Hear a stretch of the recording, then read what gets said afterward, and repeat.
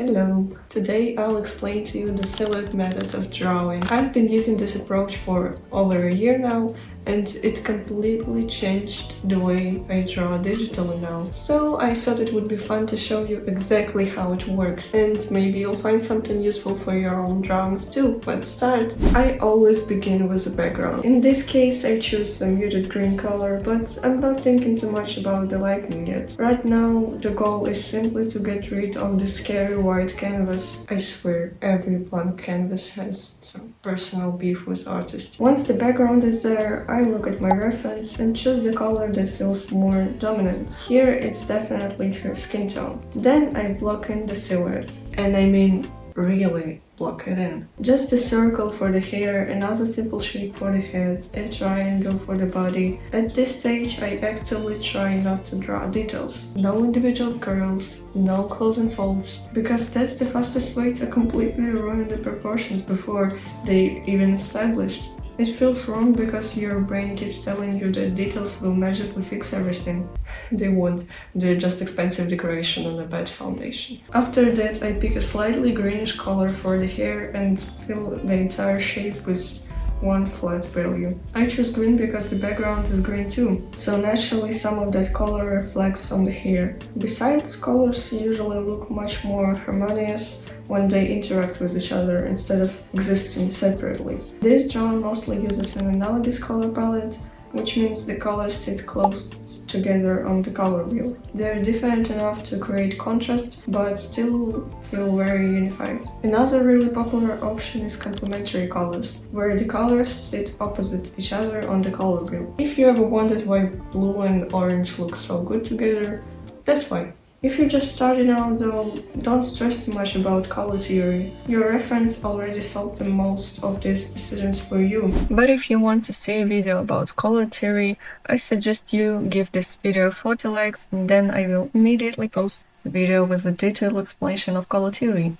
Believe me, I know a lot, so 40 likes is not as much for my help team. When I start adding shadows, I almost never grab a completely new color. Instead, I steal colors from the drawing itself. For example, the shadow under her neck is basically the hair color with a few adjustments. This makes everything feel connected. It's kind of like recycling, but for painting. At this stage, I still avoid details. The whole silhouette method follows one simple principle: from big to small. Big shapes first, medium shapes second, tiny details last. It's honestly boring advice because everyone says it, but everyone says it because it works. So using the same brush and the same family of colors, I slowly separate the light from the shadow. I constantly compare everything to the reference instead of inventing random lightning, and don't forget to flip your canvas once in a while. Somehow your drawing instantly becomes ugly for seconds, but it's actually very helpful because now you can finally see all the mistakes. Now that the main light and shadow shapes are finished,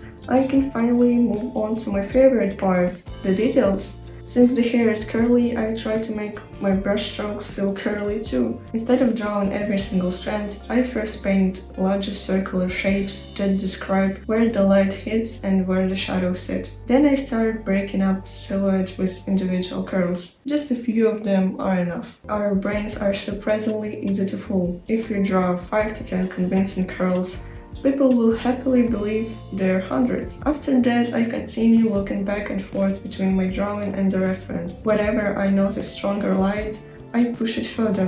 Wherever I notice a darker shadow, I deepen it. At this point, I'm really just refining everything I already painted instead of inventing new shapes. I also redraw the folds on the sweater because sometimes the first version simply isn't it. And that's completely normal. Digital art has endure for a reason, and it would be rude not to use it. This time I decided to stylize the eyes a little more instead of copying the reference exactly.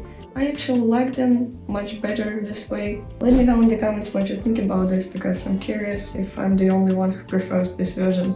For the nose and lips, I mostly rely on the observation. I simply paint what I see instead of what I think a nose would look like. That's honestly one of the biggest lessons references teach you. If you're still learning anatomy or proportions, please don't feel guilty about using references. Every professional artist uses them. References aren't cheating, they're literally training your eye.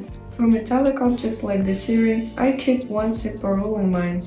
Metal reflects everything around it, so instead of painting them yellow, I paint green from the background, brown from the skin, brown from the hair, bright white from the shirt, and all of the other surrounding colors.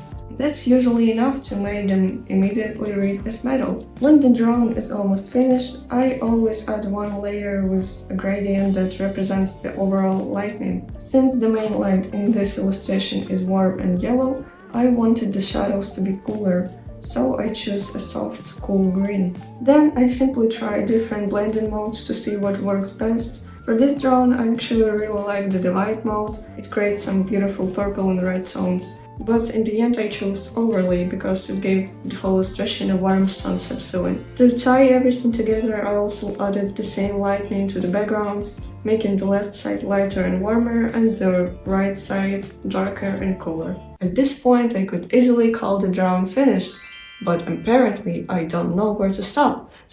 So I decided to add more screen tone dots to the shadow areas. They're not really necessary, but I think they give the illustration a bit more personality and make it feel closer to a printed poster or comic. Sometimes those little finishing touches are what make the piece look more complete. And that's it, that's pretty much my silhouette workflow from start to finish. I hope you enjoyed watching this video and maybe even learned something new along the way. If you did, don't forget to leave a like and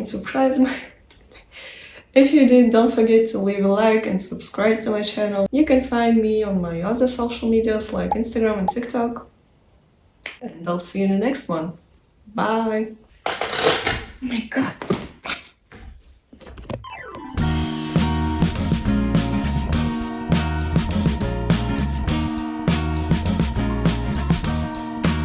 I am waiting for a bus stop.